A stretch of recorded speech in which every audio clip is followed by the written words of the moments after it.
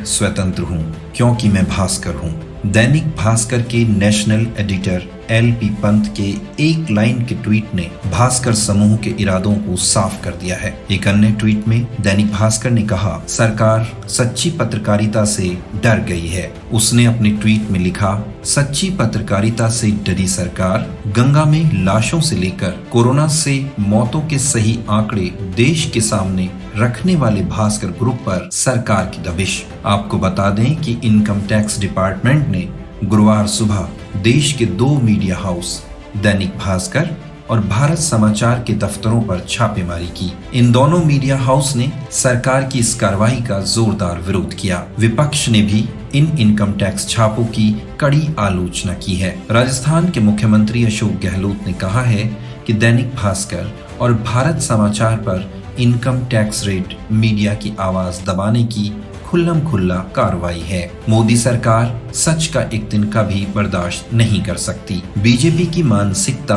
फांसीवादी है, इसीलिए इसे लोकतंत्र में सच बर्दाश्त नहीं है। जबकि दिल्ली के CM अरविंद केजरीवाल ने कहा है कि दैनिक भास्कर और भारत समाचार पर आयकर छापे मीडिया को डराने की कोशिश है। उन्होंने कहा कि बीजेपी का संदेश साफ है कि वो बीजेपी के खिलाफ बोलने वालों को बर्दाश्त नहीं करना चाहते।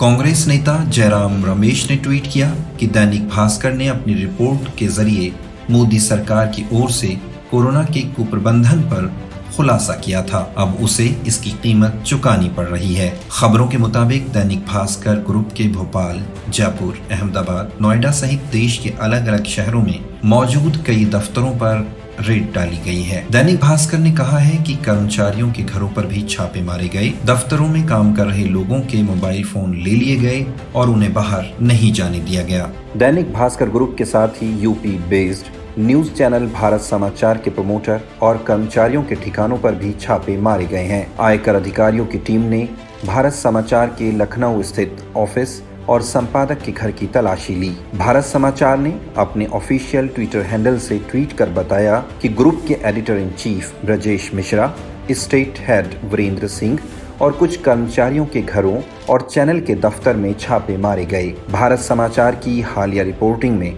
यूपी सरकार की काफी आलोचना की गई थी। गौरतलब है कि देश के सबसे बड़े अखबारों के समूह में से एक दैनिक भास्कर ने अप्रैल-मई माह में कोविड-19 की दूसरी लहर में बड़े पैमाने पर तबाही की मुखरता से रिपोर्टिंग की थी। भास्कर ने कोरोना महामारी के दौरान आधिकारिक दावों पर आलोचनात्मक रुख वाली रिपोर्ट और एक सीरीज प्रकाशित की थी। इसमें ऑक्सीजन, हॉस्पिटल बेड और वैक्सीन की कमी के कारण लोगों को हुई भारी परेशानी को हाईलाइट किया गया था। इसकी कवरेज ने यूपी और बिहार में गंगा नदी में तैरती लाशों की भयावह स्थिति को उजागर किया था। दैनिक भास्कर और भारत समाचार पर छापेमारी की गूंज संसद में भी सुनाई दी और कांग्रेस समेत अन्य विपक्षी पार्टियों ने इस पर जोरदार हंगामा किया। छापेमारी की खबरों के बीच सोशल मीडिया पर मोदी सरकार की काफी आलोचना की जा रही है।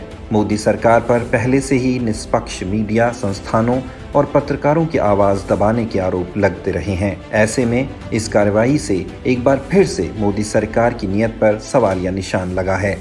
इस खबर के बारे में आपकी राय क्या है, हमें कमेंट सेक्शन में जरूर बताएं और देश और दुनिया की बड़ी खबरों की अपडेट्स के लिए हमारे चैनल द एडिटर को सब्सक्राइब करें।